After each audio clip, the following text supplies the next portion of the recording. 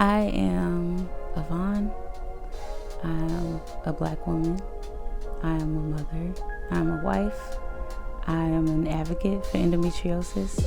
I am an IVF coach and supporter. I am a woman of God who just wants to share my story in hopes that it can help somebody else not feel as lonely as I felt in this disease.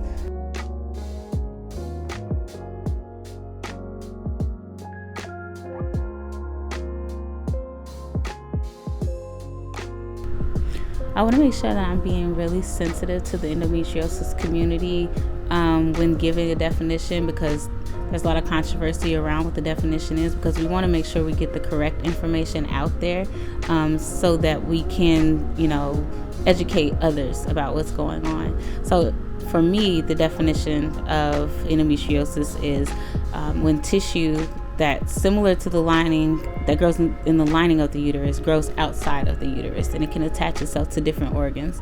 So endometriosis can be found not only on your reproductive organs, it can also be found on your bladder, it can be found on the bowels, it can be found on the spleen. Endo has also been found on the lungs, the brain. So I don't want people to think it can only grow on just your organs and that a hysterectomy will solve it, because that's not necessarily the case. It can relieve some symptoms if you have endometriosis on your pelvic, on the reproductive organs, but it can grow outside of those. So even getting that off of there, you can still have pain.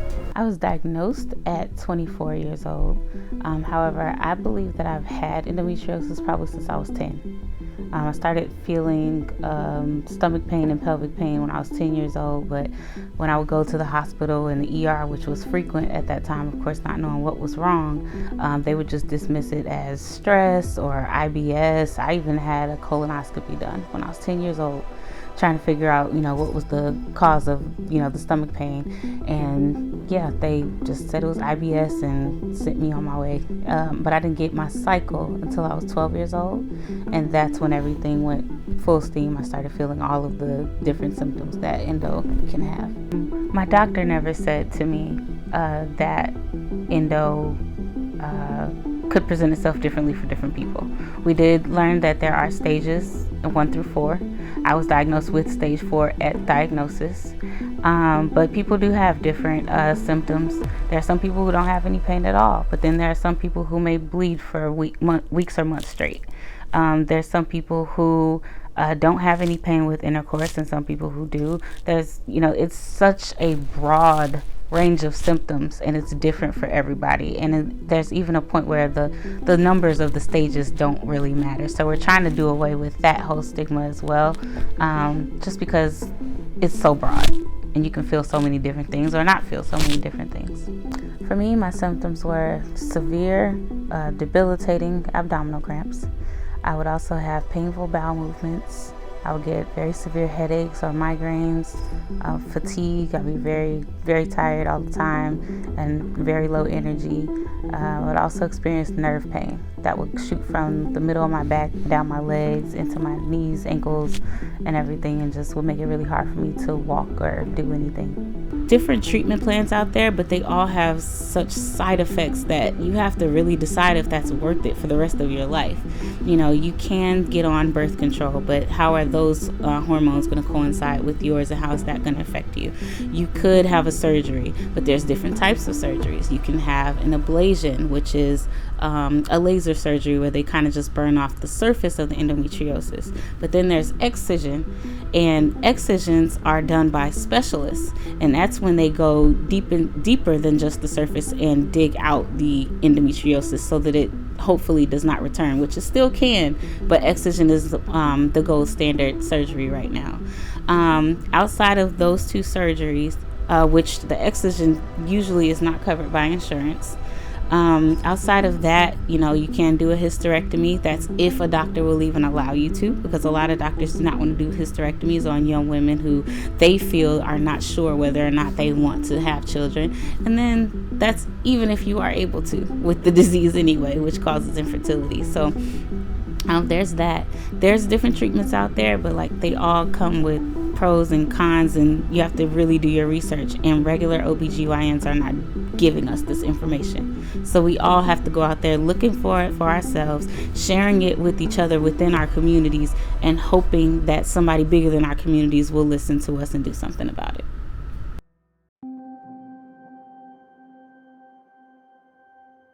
So endometriosis was originally known as a working white women's disease. That was supposed to be like middle-aged white women. They're the only people who get endometriosis. So of course, when we go in saying, that we're having pelvic pain or symptoms similar to what, would be diagnosed as endometriosis, we're just told it's bad, bad periods. We're just told that you need to lose weight, which is, common. Black women sometimes pack a little more, weight on their hips or pelvic region. And so we're told that. There's also that stigma out there that black women can tolerate more pain than other nationalities, which is not true, but that still is believed out there in the medical world. So I think that a lot of us go through getting ignored and being just told that it's something else like diabetes, or that if we stop having so much sugar intake and things like that would help with the pain, or automatically it's thyroid issue or something like that. We're always pushed off on someone else. So ironically, my mom was a nurse for an OBGYN, and for one of the best OBGYNs in Chicago at the time. So when I began having my cycle and things like that and started experiencing these pains, I would share that with him as he became my doctor too, and he would pretty much just tell me you needed to lose weight. You just have bad periods, and that's because you need to lose weight. If you lost weight, your periods wouldn't be so painful. So that was my first ever experience with healthcare dismissing me, and I had to be 12, 13 at that time. From then on, and I pretty much stayed with that doctor because I believed he was telling me the truth, and there was nothing else in the labs that was showing anything otherwise. So I did the best that I could to attempt to, but it was really hard to do that when you're always in pain, or when you're always nauseous, or you're having headaches and fatigue. And also endometriosis does cause weight gain as well, but that's something that we're not knowing at that time in the early 2000s. So I didn't move on to another doctor probably until my early 20s. I went to college and I kept going to the emergency room for the pelvic pain. And at the emergency room, they would just give me some morphine or something like that and send me on and say that your labs look good, your ultrasounds look good, I don't see anything wrong, and send me back. And I ended up racking up thousands of dollars in medical bills, to the point where at one point my credit score was like a 300 and something. So because I couldn't pay them. I was in college, I didn't have any insurance, but I was constantly having pain that nobody could tell me what was wrong. So it wasn't until, like I said, my 20s that I finally went to another doctor to try to get another opinion of what was going on with me, and I was pretty much diagnosed on the spot at 24 by a new doctor. Once I did get my diagnosis, and I saw a couple different doctors, they would all tell me that the way to cure endometriosis was to get pregnant. Now, mind you, I'm 24, I'm not dating, anything of the sort, not looking at having children right now. I just got out of school. I'm looking to try to build my career. I'm not ready for that. But they would tell me, yeah, if you get pregnant, that should cure endometriosis. You'll go into remission and then it won't come back. And this is a common misconception that's out there that a lot of doctors are telling people. And I can tell you firsthand, after 2 children back to back, it is not true. In fact, my endometriosis got worse after my first pregnancy, which was done via IVF. And then my second pregnancy, which was done via IVF as well, it got worse. When I went for my 6-week checkup, I complained that, my cycle had returned and that I was having more severe pain. And they offered me 800 milligrams of ibuprofen. And that was pretty much it.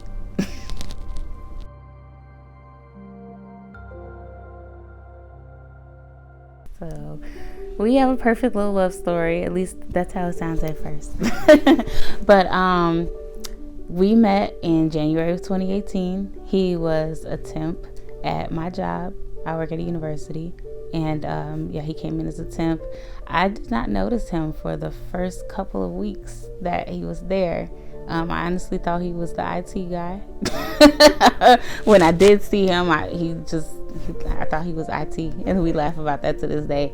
But no, but he finally did introduce himself. We hit it off instantly, and because we met at work, we had the opportunity to talk every single day, all day, share lunches together and all that stuff. And we, like I said, we hit it off instantly. We were talking about, how many children we want to have and things like that on the second day of us knowing each other. So conversation was easy with him, and we just hit it off. And then we started dating in February of that year, and then we were engaged by September, and we got married in October, all in 2018. I told him about my diagnosis of endometriosis probably on day 3 of us talking. It was already going there very quickly that, we were thinking about dating at the time. And so it was one of those things where I felt like, here's this disclaimer about my life that I need to give up, instantly before it goes any further, before anybody starts catching any more feelings. So I told him on day 3, and he had no problem with it. Of course, he wasn't 100% sure, what it was and what all that entailed and what that meant for our future. But I shared as much as was appropriate for the time, and because I feel like it's necessary. This is going to be a part of our lives forever. I wasn't sure how much it would be at that time, but ended up being a greater part of our lives than we expected it to be. I'm ready. Okay. Just take that back there. Okay. My husband and I decided to start trying right away. And on our wedding night was one of those nights that we were going to start trying. Even though we knew that, I had been told that I wouldn't be able to get pregnant naturally, we were still going to try to, rely on our faith and see if it could happen naturally. But on my wedding night, I actually experienced pain in the midst of us consummating the marriage. And we had to stop. And I was so embarrassed and so confused of why this pain was coming right now. Of all times, this is supposed to be, a really special moment between my husband and I, and I'm experiencing this pain. So I actually was balled up in a fetal position, crying while he was, consoling me and telling me it's okay and it's not a big deal and we have the rest of our lives. It's not that serious. But I was just so gutted that wow, I had the reality that, wow, this condition is really going to affect the rest of my marriage and my life. So from then on, my cycle started to get worse each month. My pain started to get worse each month. I had no idea why this was happening now, but it was happening, and it was happening very quickly. So we went to a doctor to see about getting a surgery done to try to relieve some of my pain. And instead, after, doing my testing and things like that, he said, if you guys are interested in having children, you might want to start looking into IVF or, a reproductive endocrinologist or something like that before doing surgery, because they might have you have a different plan than, just doing surgery can, fix. So we ended up going to a fertility clinic, and that's what started our journey.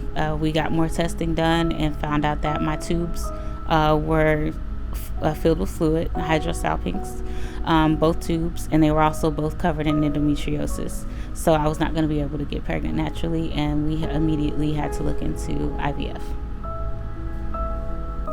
So in order for me to become a mom, I had to go through IVF, and that was because my tubes were blocked, and I also had too much scar tissue on my tubes and my reproductive organs to be able to get pregnant naturally. So the first part of the IVF would be the egg retrieval, which is where you take different hormone shot injections in your stomach or thighs or wherever the nurse or doctor will have you have your shots. Those are to stimulate the egg follicles so that you can produce as many eggs as possible. And then they will go in and surgically remove those eggs from your ovaries. I was able to produce 30 eggs at the time. I was 28, so that's considered 29, so that's considered fairly young in the reproductive world. So I did produce a decent amount of eggs, and then the next stage would be for them to put the eggs with my husband's sperm to create embryos. Of that, we were able to get 17 embryos.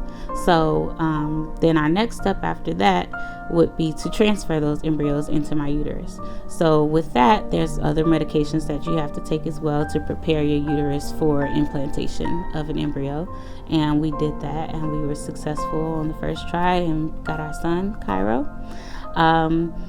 And then we decided to do it again 9 months later and have our daughter. And we were successful on the first try with her as well. And that's Tulani, and she is 3 months old. It wasn't smooth sailing the first time through. It wasn't like you were able to just do the egg retrieval, make the embryos, do the transfer, and done. Like it was not that simple. Because of my endometriosis, I did have to have another surgery. And what was messed up about that is that my endometriosis was so bad. I have a condition, well, part of endometriosis, one of the stages is called DIE, which is deep infiltrating endometriosis. And that's when, or also known as frozen pelvis, and that's when all of your organs are fused together because of the endometriosis. So once my doctor went in to try and relieve some of that, it was so bad that he couldn't do it. And what he did that was so messed up is he actually left the surgery after, he realized he couldn't do anything, relayed the information to my husband and told him to tell me, and he left. So when I woke up from my anesthesia, my husband was sitting there in tears trying to explain to me that the surgery was not successful and that there was nothing that he could do. My own doctor did not stay to tell me this news. He gave it to my husband to share with me, and we both just had to go home crying in tears because that meant that our transfer was pushed back. So my transfer was pushed back actually several times before we were able to actually even get pregnant. There's so many other factors involved in IVF, and those factors mess with your marriage.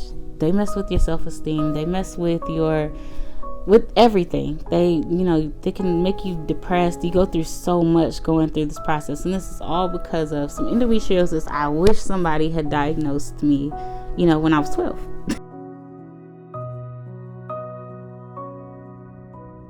I've been offered a few different things. Firstly, I started looking into excision specialists. All of the ones that are nearby do not accept my insurance. So I've come to the realization that that's not going to be an option for me unless I'm taking out a loan for $15,000 to $30,000, which is how much an excision surgery costs out of pocket. So since that's not an option for me right now, I did discuss doing another surgery with my OBGYN. So we've discussed it in depth. I asked a ton of different questions. And one of the things that was most important for me in the surgery was making sure that there would also be a general surgeon on call.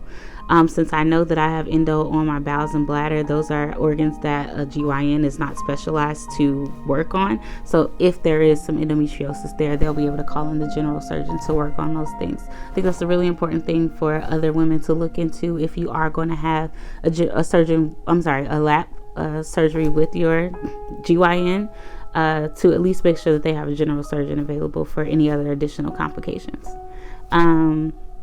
So that's where I'm at right now, is looking into getting another surgery done and hoping that provides some relief.